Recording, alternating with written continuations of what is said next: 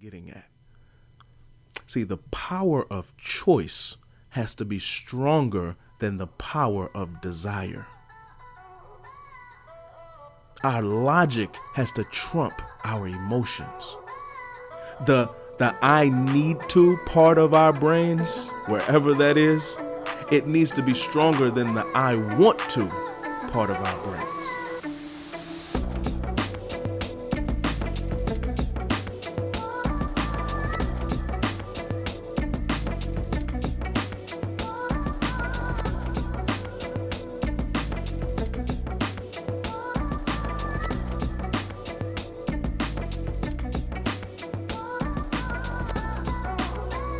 You're now tuned in to RSP, Real Successful People. We're redefining success and stepping toward it. My name is Mac. This is episode 1.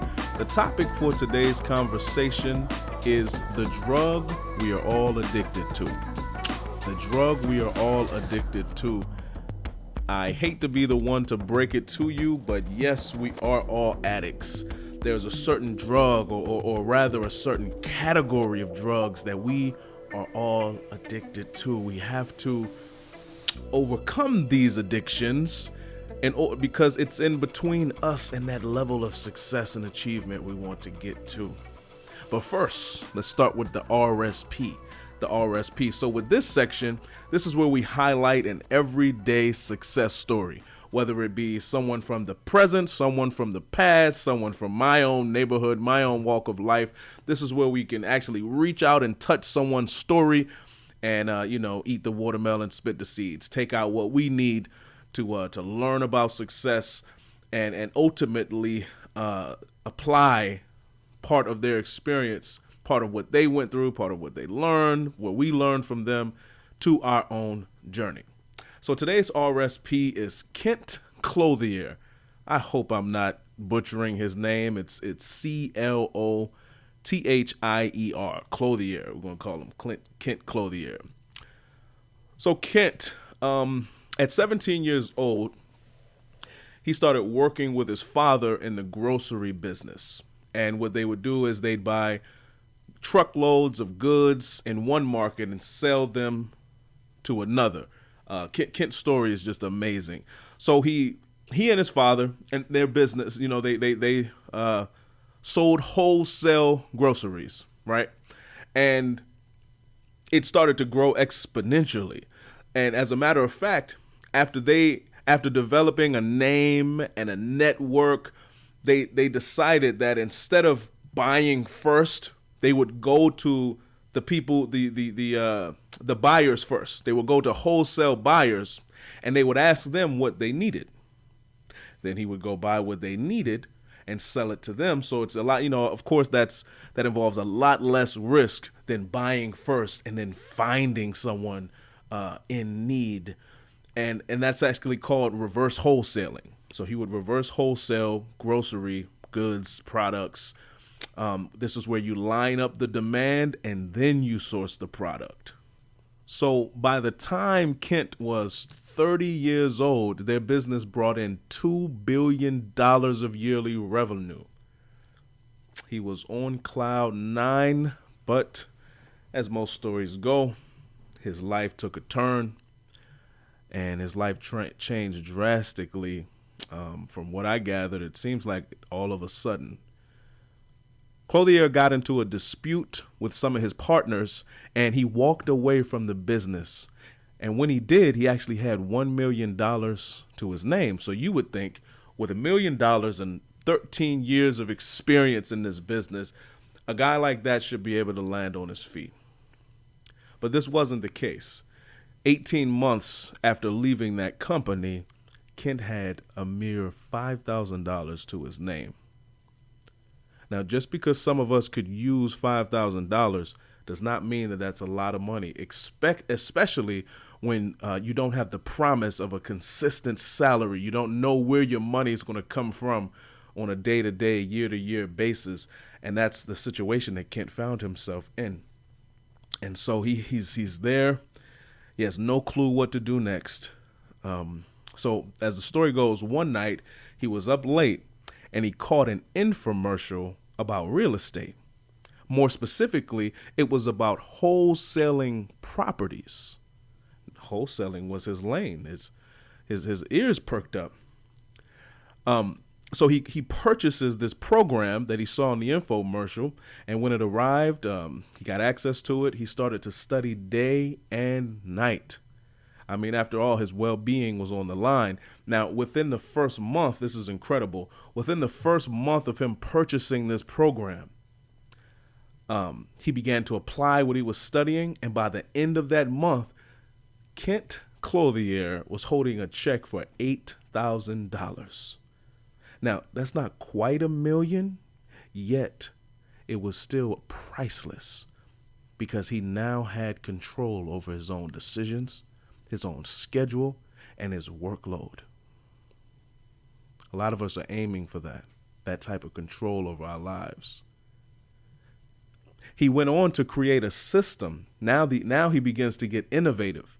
So he created a system called REWW. This is for reverse wholesaling real estate. He applied his knowledge learned from the grocery business to flipping properties, and he definitely deserves to be this week's RSP. So if we were to ask Kent, what does it take to be successful? He'd probably tell us that it takes time, experience, and attentiveness. See, Kent needed to be attentive in order to help implement reverse wholesaling in the grocery business, right? He had to be attentive in order to see the value of that infomercial. And of course, he had to be attentive to find an avenue where he could apply his past experience in his new field. I'm sending a big shout out to Mr. Kent Clothier. Now, before we jump into our next segment, I'd like to shout out our sponsor, JAlexia.com. That's JAYALEXIA, JAlexia.com.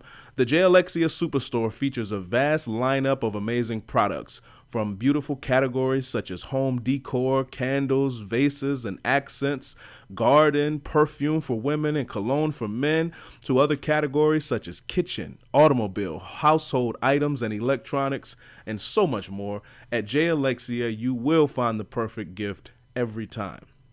By the way, enter the code RSP at checkout for a 5% discount on your total purchase.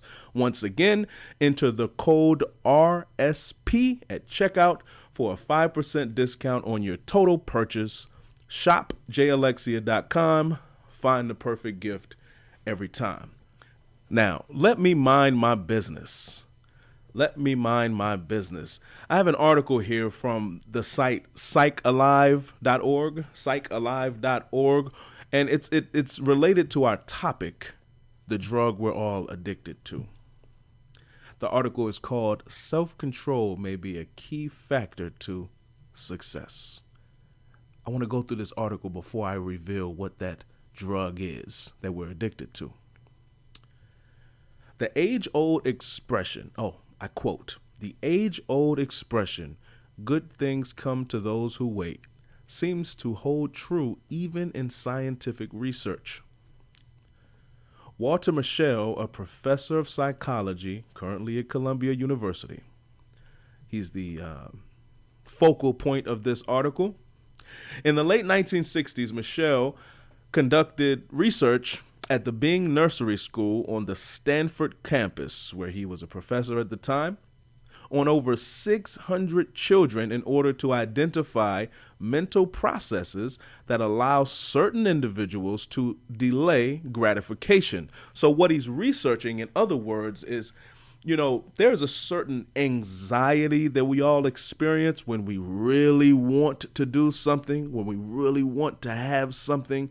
There's an anxiety where we're anxious to feel that gratification, right? That we know is coming once we do it, once we perform the action, or once we receive whatever the thing is. So Mischel's research project is he's actually studying a group of children, 600 children.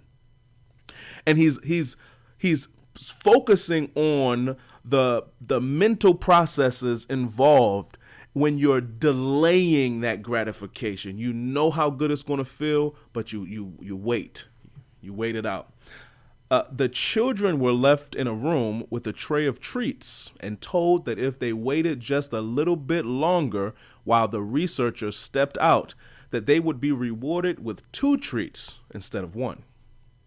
Video footage revealed that most of the children were unable to hold out for a greater reward and surrendered to the sweet treats. While techniques used by some of the children to delay temptation included fidgeting and sometimes self-harm were central to Michel's research, he soon found an important correlation in the results by tracking the children over time. Michel found that a child's ability to resist and control urges was an accurate prediction of their ability to succeed in school later in life. So most of the children disregarded the fact that they would have more treats had they waited. They disregarded that and went for the treat. However, even those who decided to wait were uneasy while they were waiting. And it doesn't clarify how they hurt themselves, but it says self-harm was involved. It says fidgeting was involved. They were uneasy. It continues. Even further investigation found that self-control was also positively correlated with good SAT scores, college performance, stable employment, and even a lower body mass index. Michel explains the role of willpower in an individual's overall success by simply stating, if you can deal with hot emotions, then you can study for the SAT. Instead of watching television, and you can save more money for retirement. So as he watched these children for years and as they blossom into adulthood, he is seeing a direct correlation with those kids who had more self-control despite the difficulty. Remember, they went through some difficulties, self-harm, fidgeting, you know what I mean? That uneasiness, they felt the anxiety, but they conquered the anxiety. See? And he could see a direct correlation with that and future success.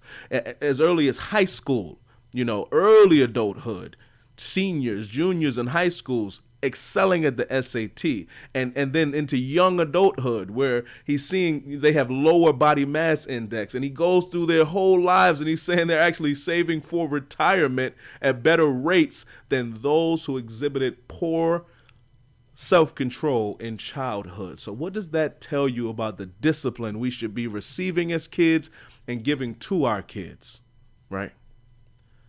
While intelligence and social status are hard aspects of a person to change, evidence suggests that self-control may be learnable and improved upon. So it doesn't matter what our inclinations are. The more we practice, the better we will get at self-control, self-discipline. And based on the information gathered in this study, it is pivotal to success to have self-control. It's nearly impossible to be successful without self-control. Poverty is often out of our control. Certain capabilities, some people are just naturally talented in certain areas, but discipline can be developed. Universally, everyone can improve their discipline. In the book 1 Thessalonians chapter 4, God says he wants us to have control over our bodies. And I think this is what God is getting at. See, the power of choice has to be stronger than the power of desire. Our logic has to trump our emotions. The I need to part of our brains, wherever that is, it needs to be stronger than the I want to part of our brains. Apply that to your own success. If it helps, it helps. I'm just going to mind my business. Now, on to the topic. on to the topic, the drug we are all addicted to. Now, this drug is not an external drug. I am, of course, being metaphorical. However, this is a literal, physical occurrence. The drugs that we are all addicted to are internal. They are our own neurochemicals. Neurochemicals such as serotonin, oxytocin, dopamine, and endorphins. We are all universally, naturally addicted to these substances, to these neurochemicals. The body naturally produces them, right? When something you like is near, like maybe you smell your favorite food, or you hear the start to your favorite song, you hear someone's voice who you miss, you love to be around, right? At that point, dopamine is released. The dopamine is released. It's called the feel-good chemical, right? Some people, they debate. Some people are under the impression that dopamine itself makes you feel good. From my research, it's dopamine is a trigger to point you towards something that's going to feel good. It's something that alerts you, right, to what would make you feel good. And once you reach said thing, dopamine and the other neurochemicals communicate and others are released. And now it's as if you're getting a nice treat in your own brain. You're full of euphoria and satisfaction, accomplishment, even relaxation, right? It rewards you. These processes are like mental dog treats. Now, I'm going to list some of the most common triggers that cause dopamine to be released. They cause neurochemicals to be released. We'll say it that way. Here are the most common, okay? This is not an exhaustive list by any means. Laughter, joking around. Let's look at food, right? Satisfying a craving causes these neurochemicals to be released. Eating your favorite foods, overeating, okay? Talk about intimacy, hugging your son or daughter, kissing your significant other, sex, right? Then you have entertainment. You have music, television, YouTube, video games, binge watching your favorite team win a sports game. All forms of entertainment essentially cause these neurochemicals to be released. Okay, you have other things such as marijuana, cocaine, and other drugs, alcohol, sexual activities, pornography, and some things that we might consider taboo as far as this goes, but it releases these neurochemicals that give us pleasure, like vengeance. The stuff before this might not surprise you. This stuff might. Vengeance can cause these attaboy dog treat chemicals to be released. Defeating someone in competition. The feeling that you are better than another person can cause these reward neurochemicals to be released and actually make you feel good. What else we got here? Compliments. Someone complimenting you, flattery, can cause this to be released. Oh my goodness. Now this is the biggest one. This next one is so big, it actually encompasses everything we just said, one way or another. And that is social media.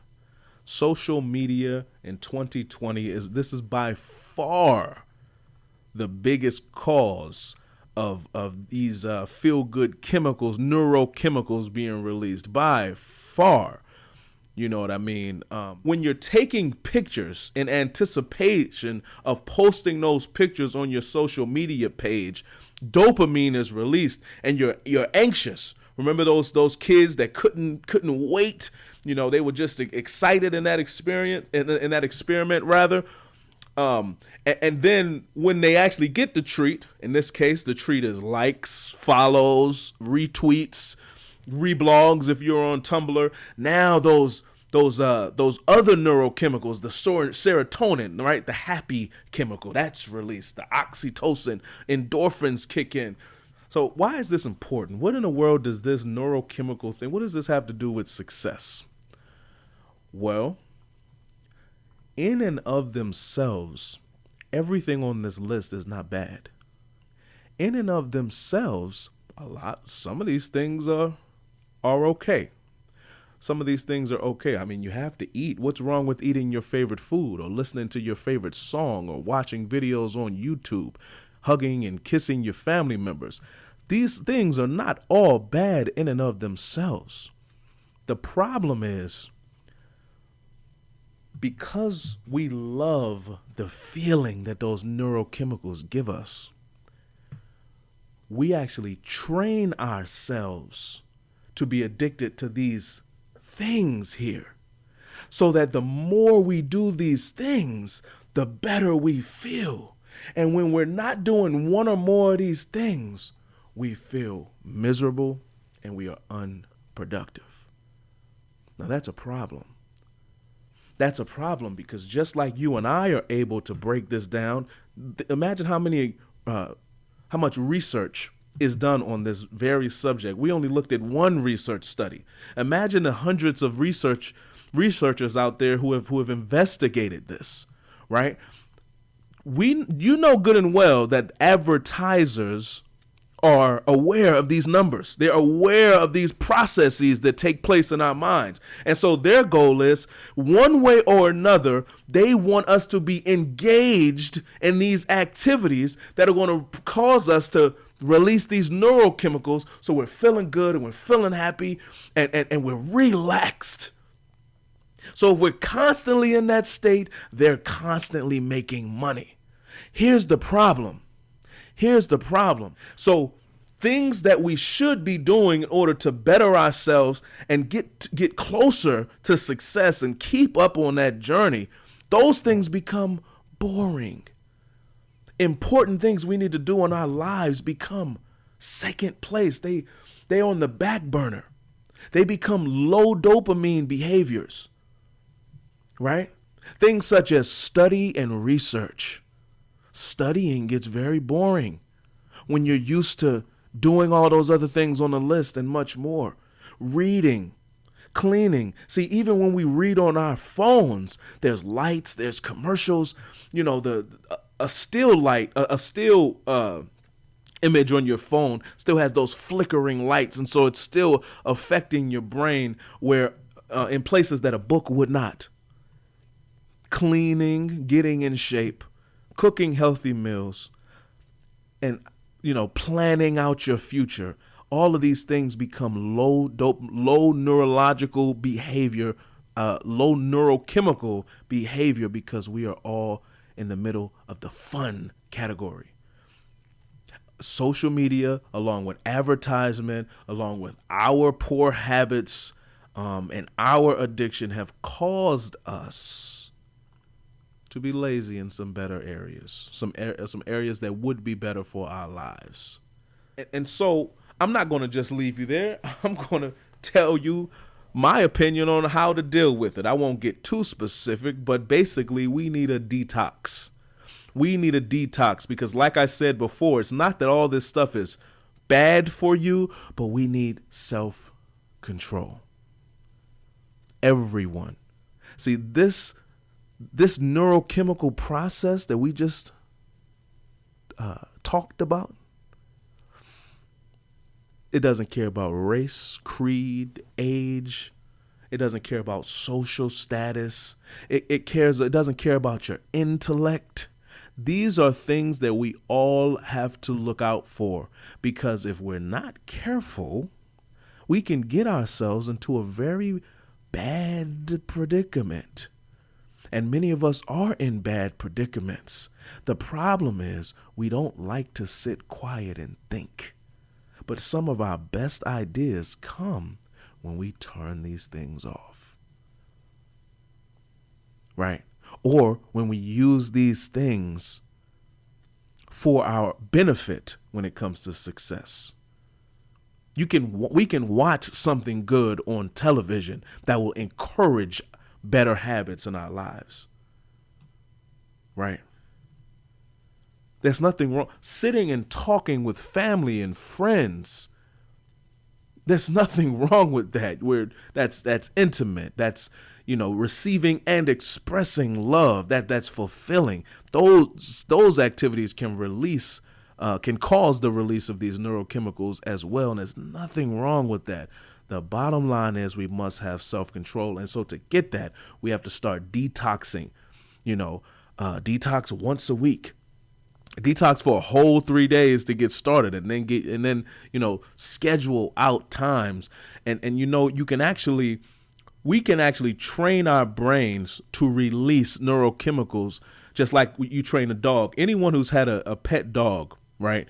There's positive reinforcement and negative reinforcement. So if you want to teach a dog to sit and you have a little puppy and you're just screaming, sit, sit, sit, it has no idea what you're talking about, right? And I'm pretty sure every dog I've had, the first time they sit is just coincidental, right? They're sitting down because they're tired or it's more comfortable. However, I say, good boy, and I give them that treat. Now, the more often that happens, they start to put 2 and 2 together and they say, wow, every time I sit down, this is the treat I get. And so all I need to do is say sit. And like Pavlov and his dogs, they might start salivating. They're anticipating the treat. We can do that same process to ourselves, whereas we know there's something we need to do, but there's also something we enjoy and we want to do. Put in your hour of study and then have your favorite food. Put in your hour of study and then watch whatever you wanted to watch to enjoy yourself. And slowly but surely, you're going to reconfigure your neurochemical processes so that the moment you start studying, your dopamine is released in our minds. And now we're anticipating those feel-good chemicals, Now, we might be all over the place. Everyone's in different places with this, but we all have to be on this journey. I'm telling you, this is important. This type of self-control is really pivotal to our success, because most of the work that we need right now to make ourselves successful is low neurochemical, behavior as far as the feel-good chemicals are concerned. But that's all I have for us today. Remember, shop J Alexia, enter that code RSP at checkout, and I'll leave you with this. He who controls others may be powerful, but he who has mastered himself is mightier still. Lao Tzu. This is Real Successful People, and we are one step in. Yes.